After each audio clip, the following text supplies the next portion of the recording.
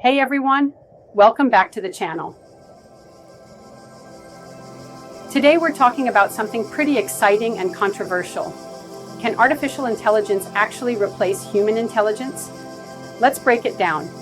First, let's get clear on what we mean by intelligence.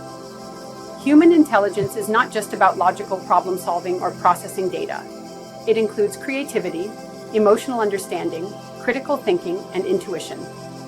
AI, on the other hand, excels at processing vast amounts of data and recognizing patterns at a speed no human can match.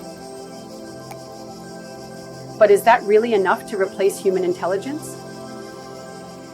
AI has some incredible strengths. It can outperform humans in specific tasks like calculations, playing chess, or even diagnosing diseases.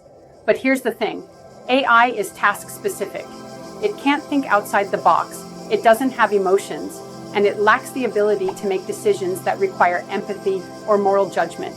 For instance, AI can generate art, but does it understand the emotions behind that art?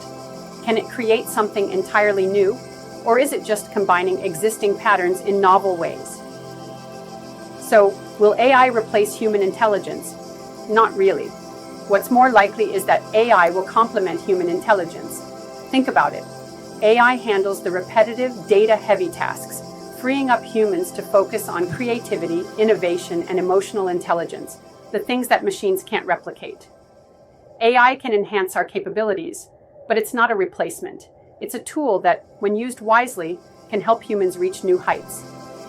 In short, while AI is powerful, it can't replace the depth, creativity, and emotional understanding of human intelligence. Instead, it's here to work alongside us, helping us tackle challenges in new and exciting ways.